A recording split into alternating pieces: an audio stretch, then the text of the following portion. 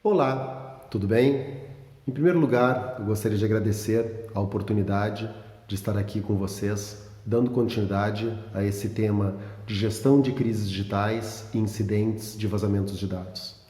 Gostaria de agradecer a Silveira Advogados pelo convite, na figura do Rodrigo Azevedo, que inclusive está conosco aqui, falando a respeito de gestão de crises no âmbito mais corporativo. Meu nome é Ricardo Dastes, eu trabalho com segurança da informação desde os anos 90. Na época, o mais correto talvez fôssemos chamar de segurança para a informática, posteriormente segurança de TI e mais recentemente a segurança muito voltada à transformação digital e logo aos processos de negócio. E esse é o elo direto aqui com o nosso curso, uma vez que a LGPD trata do risco de exposição de dados de titulares, logo trata de um risco de negócio.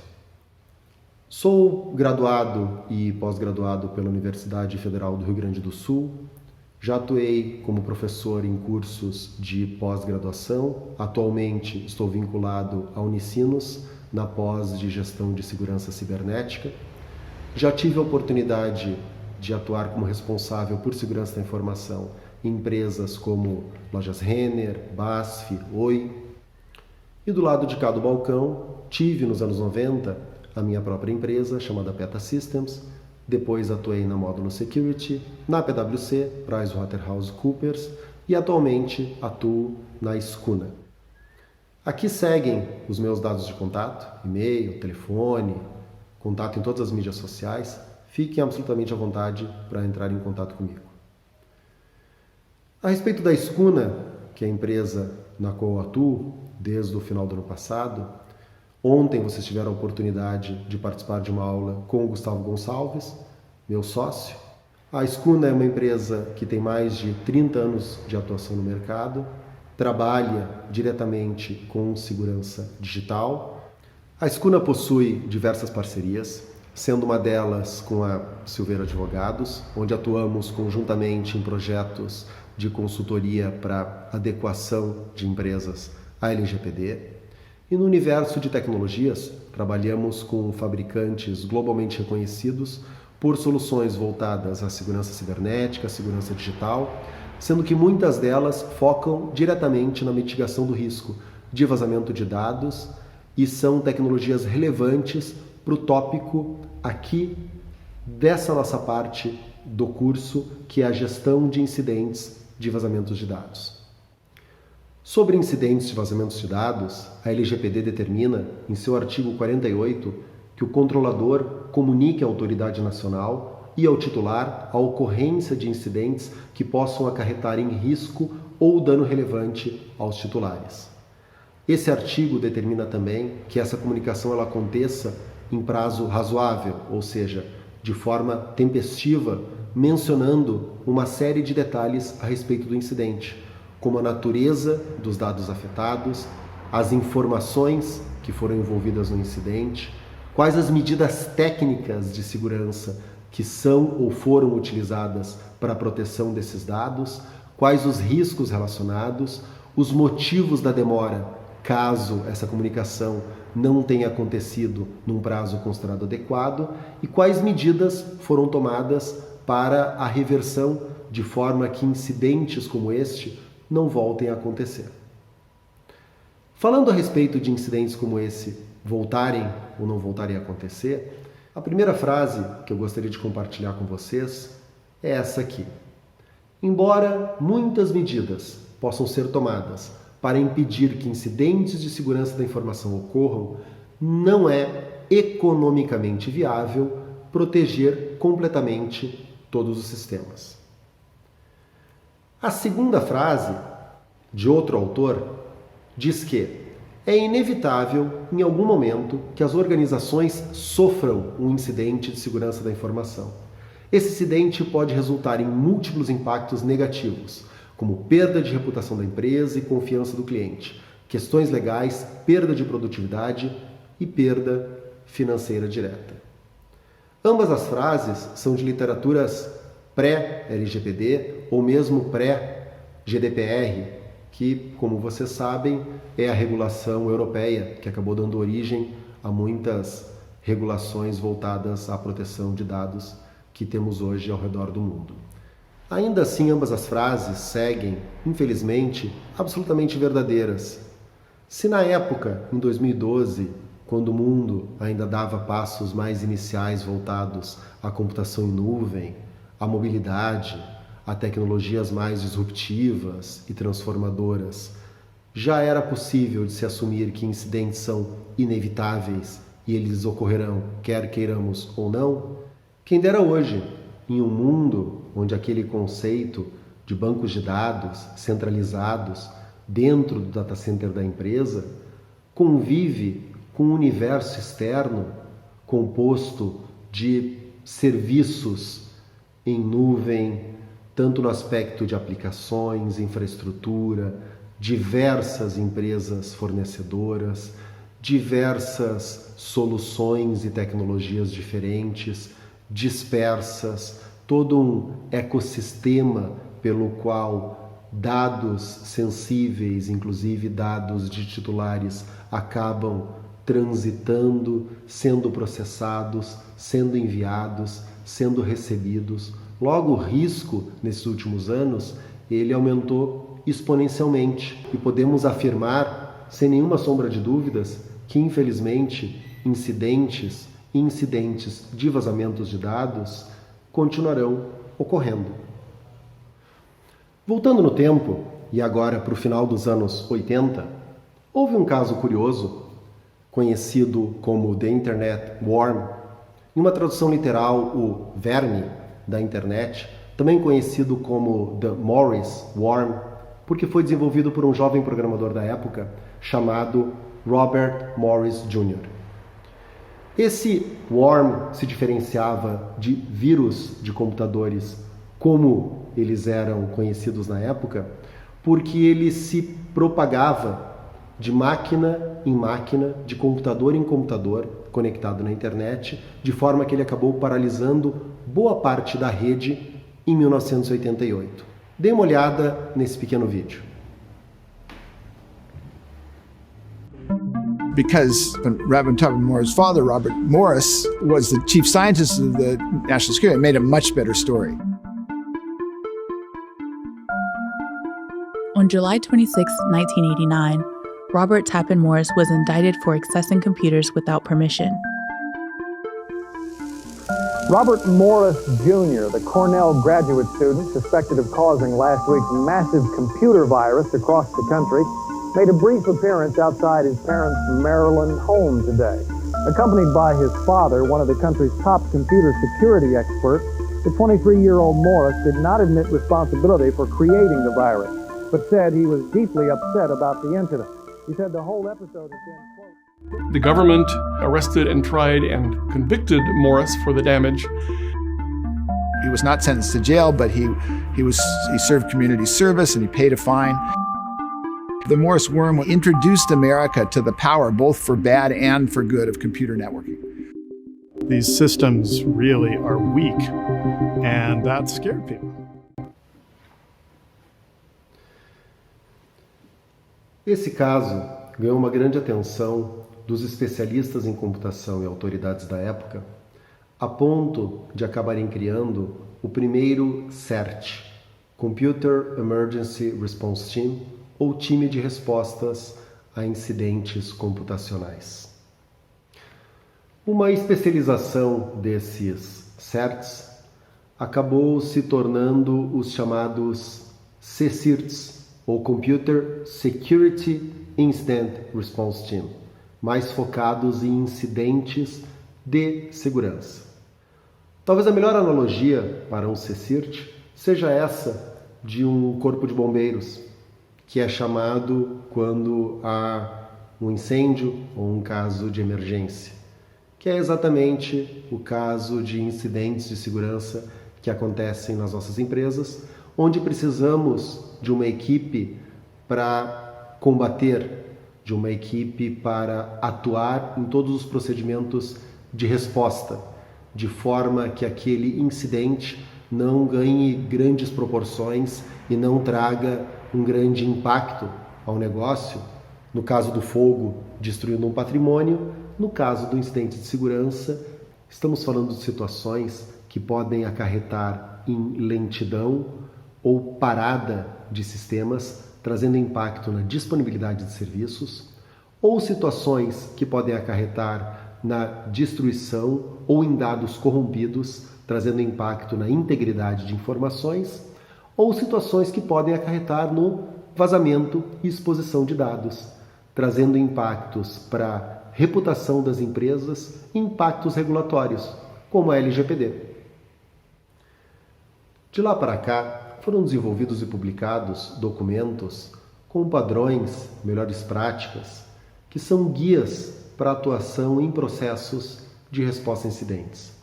O primeiro que eu gostaria de indicar aqui é esse handbook especificamente voltado a CSIRTs. Percebam que a data da primeira publicação do mesmo é 1998. E talvez os padrões mais conhecidos sejam, primeiro, dentro da família ISO 27000, a ISO 27035, que se divide em parte 1 e parte 2, que descreve exatamente o processo de gestão de incidentes de segurança da informação. E temos também como referência aqui este guia do NIST. Todos esses documentos terão a sua referência e o seu link na internet indicado aqui ao final desse curso, sendo que a grande dica é que especificamente esse documento do NIST ele é disponibilizado de forma pública e gratuita na internet. Bom, agora eu gostaria de diferenciar alguns conceitos importantes. Vamos utilizar como base a ISO e essa ilustração aqui de um ladrão se aproveitando de uma janela para roubar ou tentar roubar documentos que julgamos aqui que sejam documentos importantes, talvez arquivos confidenciais, talvez inclusive informações de dados de titulares, de dados protegidos pela LGPD. Conceitos a serem diferenciados. O primeiro deles, nós estamos falando de uma ameaça. A ameaça, nesse caso, está personificada no ladrão. Segundo conceito, vulnerabilidade ou fragilidade explorada. Nesse caso, seria a janela que ou foi deixada aberta, ou talvez uma outra situação, uma janela que seja frágil, que possa ser quebrada, que possa ser facilmente arrombada e não possua um mecanismo, um controle eficiente de segurança. Terceiro conceito, evento.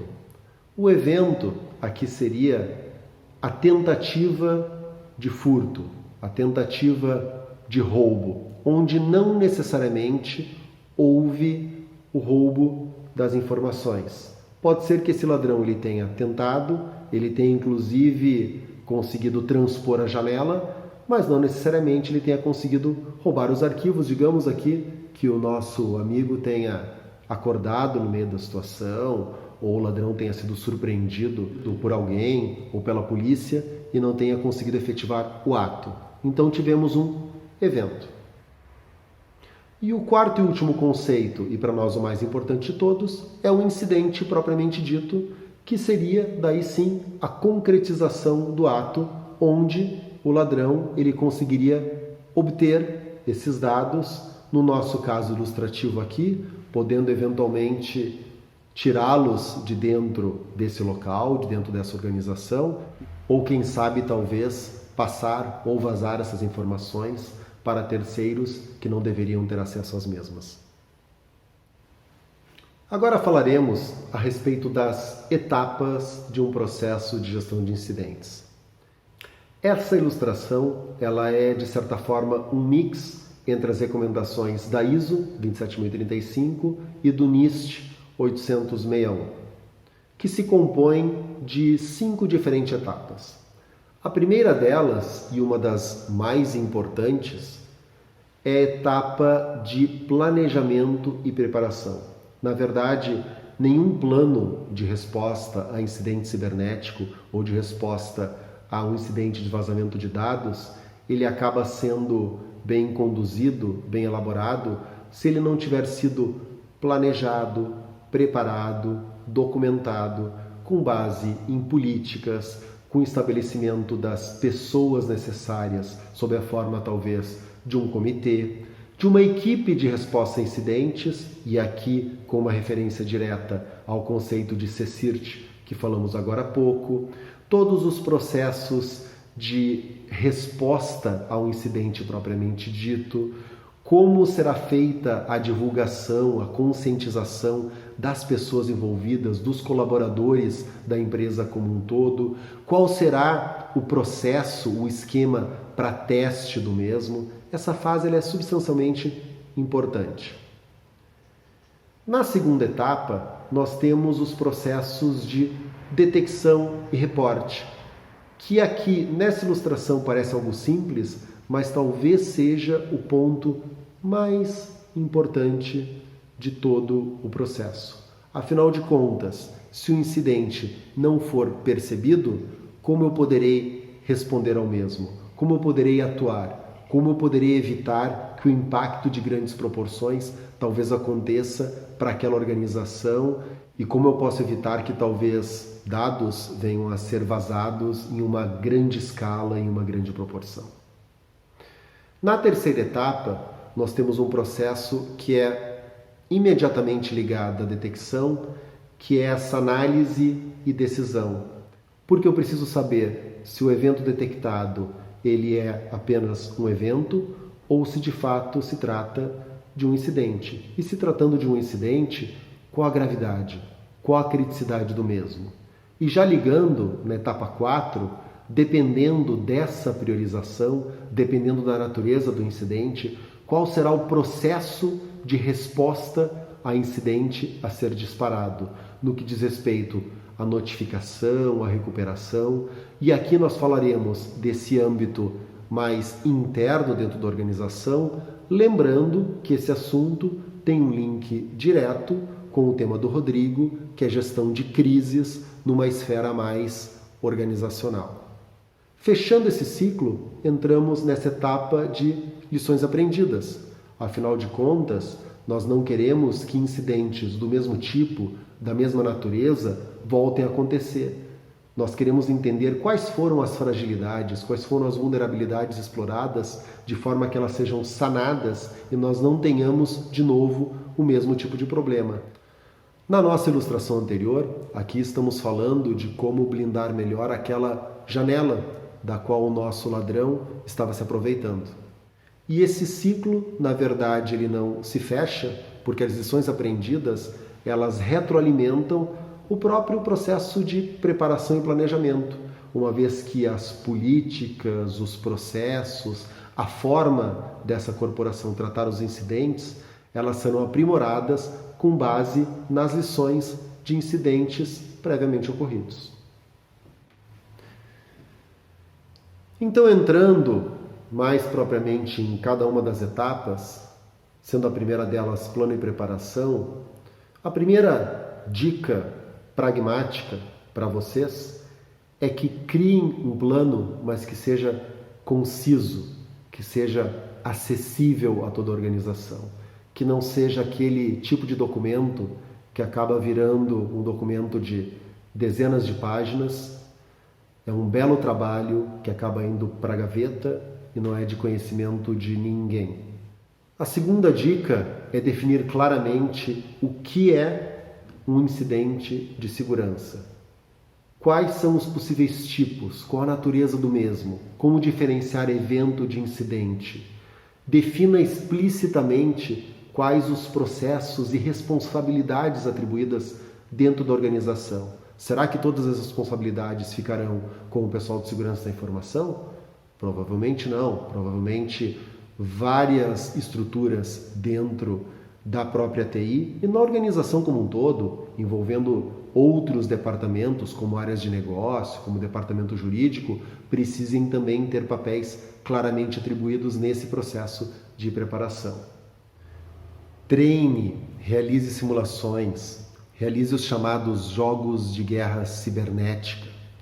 Envolva a sua organização de forma que as pessoas elas entendam melhor a sua importância, entendam melhor o seu papel num caso de resposta a incidentes, elas estejam mais conscientes a respeito das suas atribuições.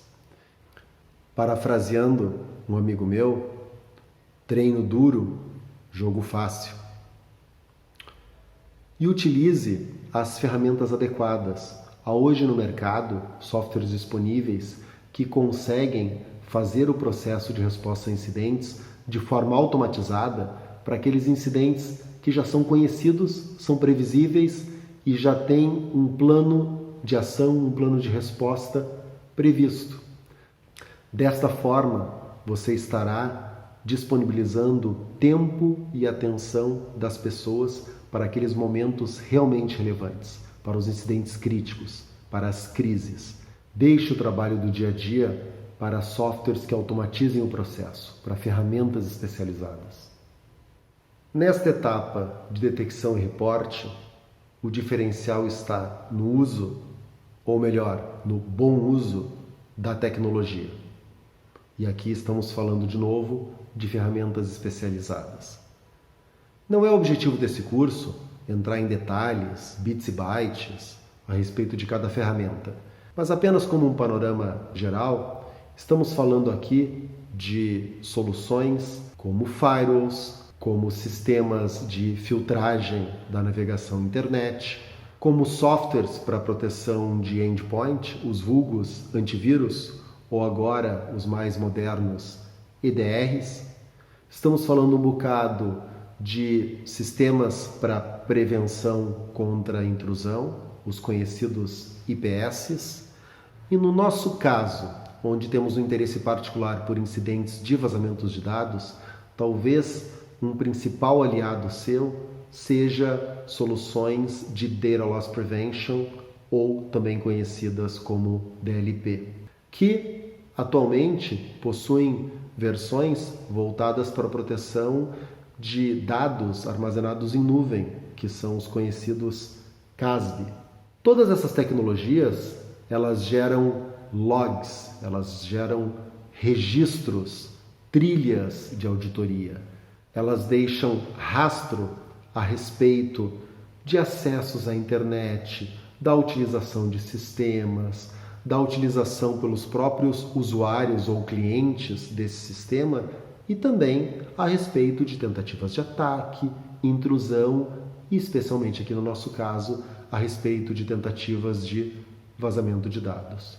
Todos esses logs, eles podem e devem ser correlacionados também com o uso de tecnologia. E uma delas, para a qual eu gostaria aqui de chamar a atenção, são tecnologias como o SIEM, Security Incident Event Management, que consegue automatizar para você, para a empresa, toda essa tratativa em cima de centenas de milhares de logs que os sistemas na ponta estarão gerando. Através deste correlacionamento de logs, nós chegamos então de volta naquele conceito de evento, que irá gerar uma notificação para esse time responsável pelo processo de diagnóstico e decisão. Bem como, e para não falar única e exclusivamente a respeito de tecnologias, aqui nesse ponto, nós temos também situações de reporte que podem partir de pessoas, de usuários, do pessoal do suporte ou mesmo de terceiros que perceberam situações anômalas, que acharam que algo de anormal estava acontecendo na sua máquina, onde um determinado técnico, analista da TI encontrou alguma coisa estranha num determinado servidor.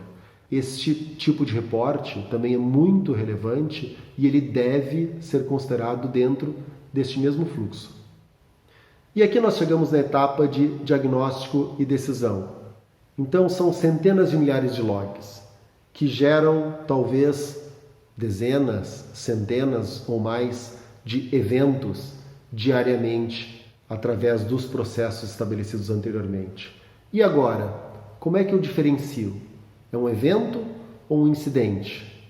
Havendo essa diferenciação e essa classificação, e como eu disse antes, para que consiga dar vazão ao alto volume de dados que estarão transitando pelo processo de resposta a incidentes, para que a partir daí os incidentes consigam receber uma classificação. E essa classificação ela pode ser baseada numa criticidade previamente estabelecida, ou ela pode ser categorizada de acordo com o tipo. Por exemplo, um incidente de tentativa de vazamento de dados certamente precisa ter uma prioridade maior aqui nas tratativas, se comparado, por exemplo, com um incidente de uma infecção por vírus em um computador. Ou também um incidente pode ser classificado de acordo com o sistema ou serviço afetado. Esse incidente teria afetado sistemas ou bases de dados que possuem cadastros de pessoas físicas, dados de titulares? E aqui nesse ponto eu gostaria de convidar a todos para uma reflexão, uma provocação, na verdade. Nesse momento de detecção de incidentes, de reporte de incidentes, até onde chegamos aqui nesse processo? O que é mais importante para nós? Sermos proativos ou sermos reativos? A pergunta, ela parece simples de ser respondida, mas na verdade ela não é. Claro que aprendemos e fomos criados, e no próprio mercado a palavra proativa, ela sempre traz um entendimento positivo, o que não está errado, afinal de contas eu próprio falei agora há pouco para vocês da importância de haver uma preparação, de haver um plano, e isso em essência é uma atividade proativa. Por outro lado, acabamos de falar de resposta a incidentes. E resposta a incidentes é reação, é ser reativo. Por mais que as duas palavras sejam antagônicas e a palavra proativa nos remeta a sentimentos positivos e a palavra reativa seja o contrário disso e pareça ser tudo aquilo que nós não queremos ser, a solução para essa pergunta, para essa equação, está no equilíbrio entre as duas coisas. O que eu quero dizer com isso? Sim, você precisa estar preparado, você precisa ser proativo. Porém, considerando as afirmações lá do início de que incidentes eles ocorrerão, quer queiramos ou não, nós precisamos muito de processos de reação, de processos reativos.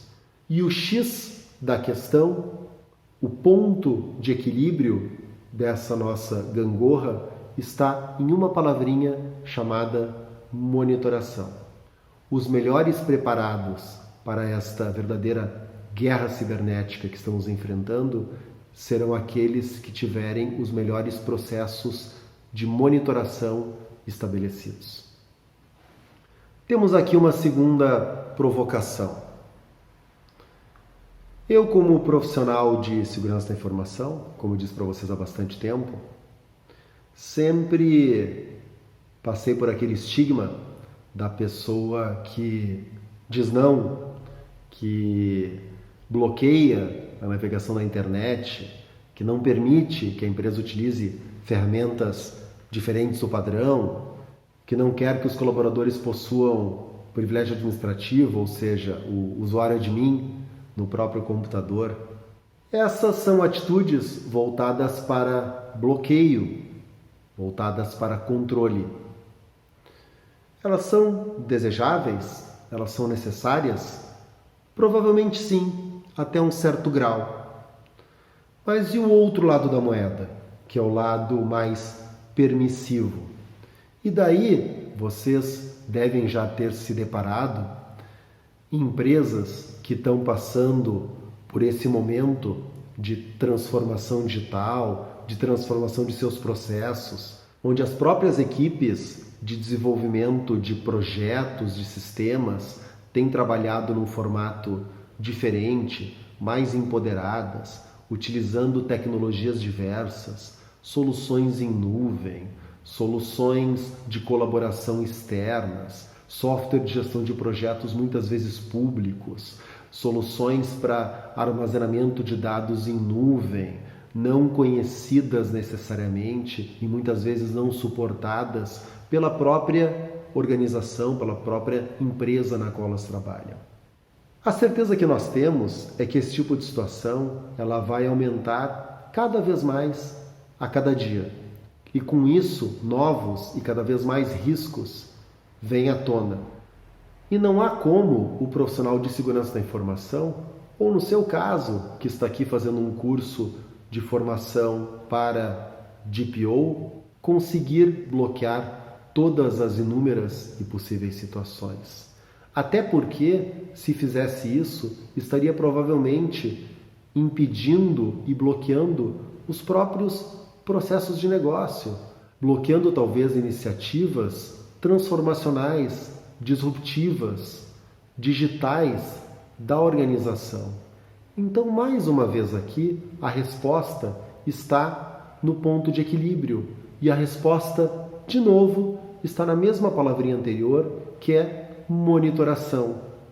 A pessoa responsável por estes processos, seja na figura do profissional de segurança da informação, que é o nosso tópico principal aqui, ou mesmo na figura do DPO, ela precisa conseguir montar e estabelecer ferramentas que não necessariamente bloqueiem, impeçam, mas que elas monitorem e consigam expor o risco de uma forma continuada, para que esse risco possa ser percebido, ele possa ser considerado e ele possa ser uma decisão consciente, de forma que, no caso da ocorrência de um incidente, inclusive um incidente de vazamento de dados, esta ocorrência seja com base em uma decisão consciente, previamente sinalizada e previamente aceita pela própria organização, e não fruto de negligência ou da sorte, ou melhor dizendo, do azar.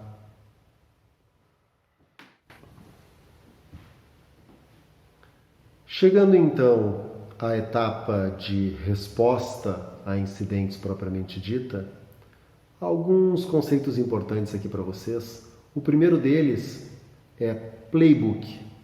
O playbook ou playbooks são chave para um processo de resposta a incidentes bem estabelecido. O que é esse playbook? Ele nada mais é do que um passo a passo do que deve ser feito de acordo com o tipo de incidente. Vamos pegar aqui um exemplo. Digamos que a organização receba um e-mail fraudulento, aqueles que vêm com link que tentam fazer com que você clique para obter a partir daí um dado pessoal ou infectar o computador com um vírus, ou talvez ainda obter a sua senha através de um site falso. Os chamados phishings. Digamos que a organização então tenha recebido um ou alguns phishings.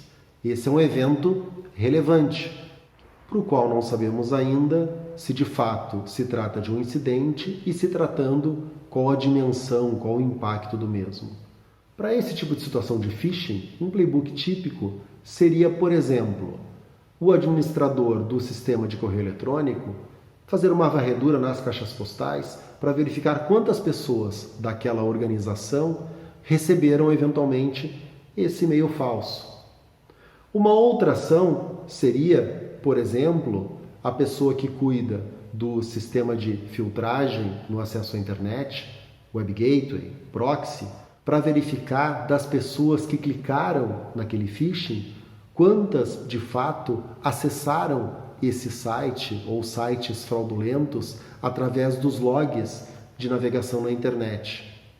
Uma terceira ação seria uma verificação por parte dos antivírus ou sistema de proteção de endpoints dos próprios computadores para verificar se eles tiveram a capacidade de remover códigos maliciosos ou de alguma forma combater uma tentativa de infecção ou uma tentativa de ação maliciosa nos computadores. Agora, imaginem tudo isso que eu falei sendo realizado de uma forma manual. O que acontece? E acontece um bocado hoje ainda nas organizações. E daí temos o nosso segundo ponto-chave, que é a automatização de tudo aquilo que for possível ser automatizado, como já foi dito antes. E para isso existe particularmente uma tecnologia que eu gostaria de enfatizar aqui, até porque se trata de uma tecnologia relativamente recente, que as empresas estão iniciando o processo de adoção, que é uma tecnologia chamada SOAR, Security Orchestration, Automation and Response.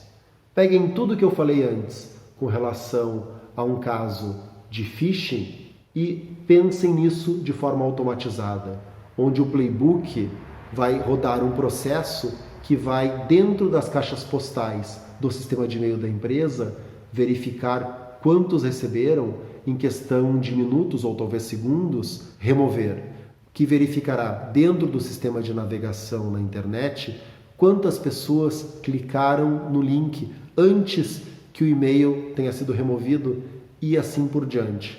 Então, como eu disse antes, a automação é chave para que você consiga dar vazão ao processo de resposta a incidentes, uma vez que você irá tratar dezenas, centenas, talvez milhares de eventos como esse.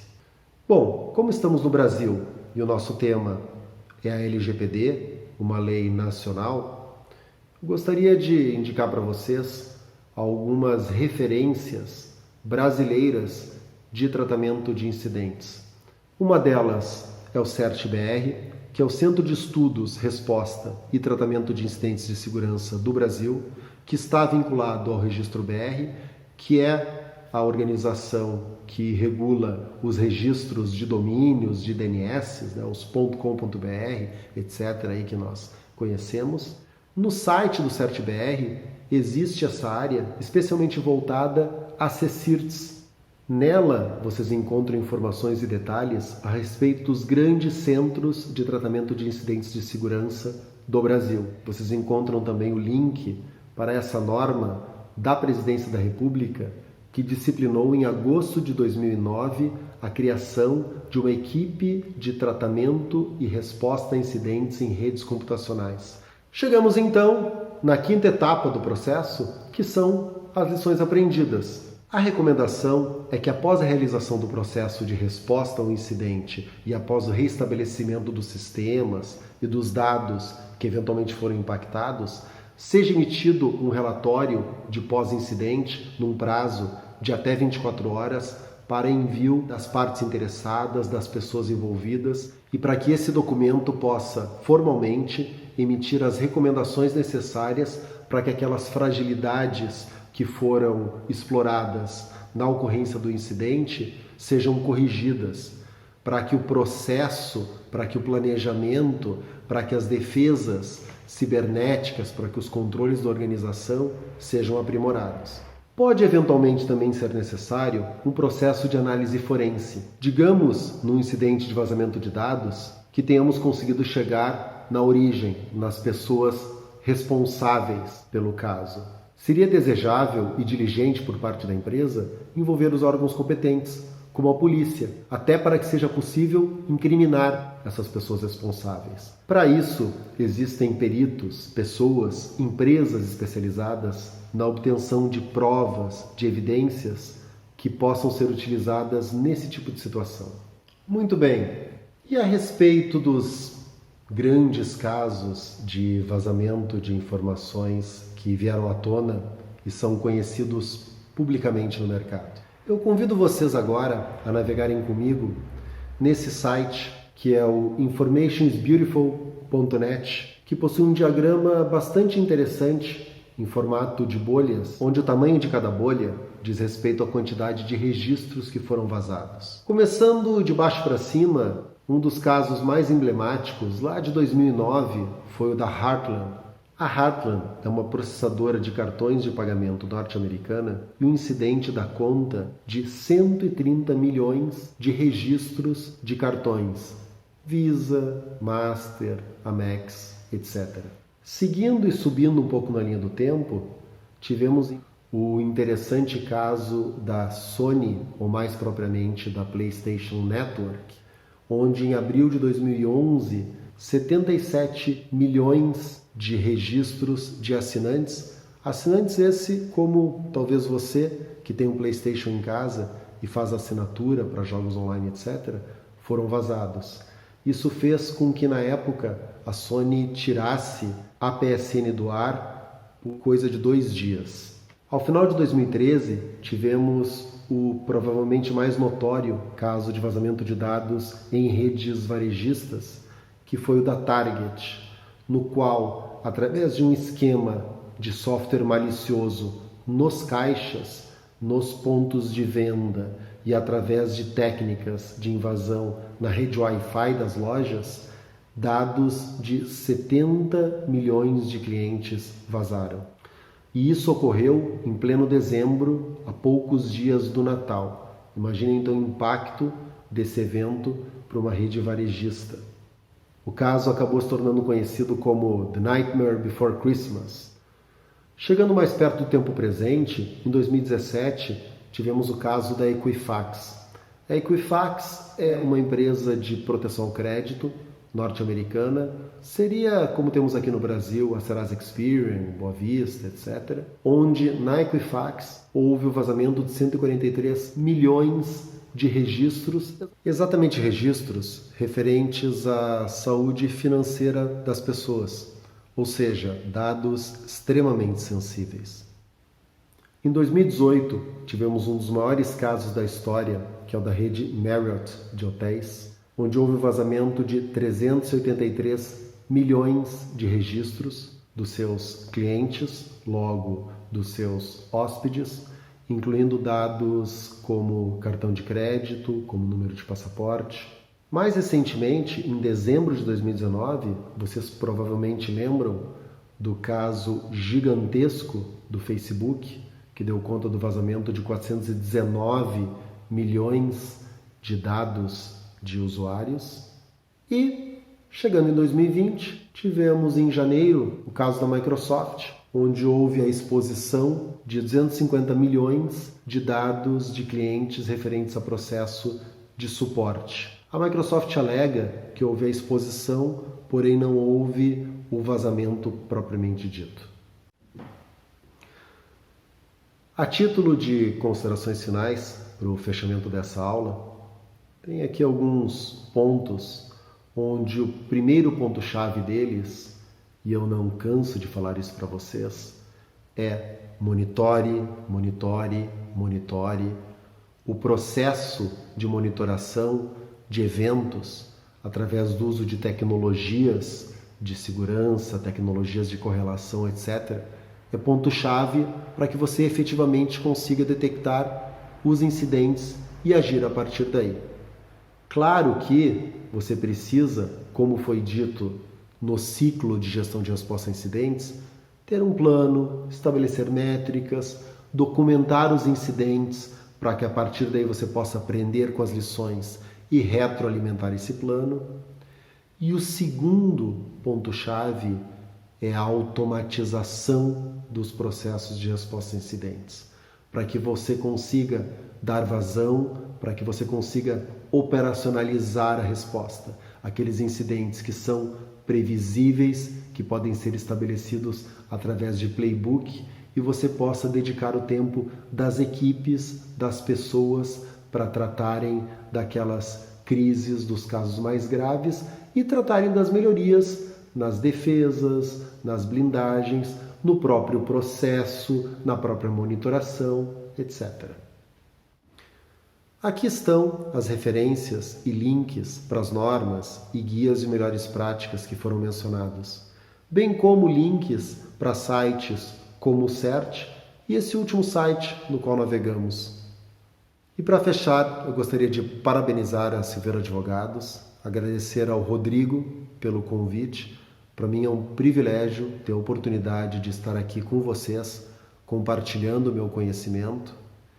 E o principal agradecimento é para cada um de vocês, que são algumas centenas de pessoas que estão dedicando o tempo de vocês para me ouvir. Espero que tenha sido um momento agradável, espero que vocês tirem proveito desse momento e eu fico à disposição e torço para que nos encontremos por aí. Beleza? Um abraço e obrigado.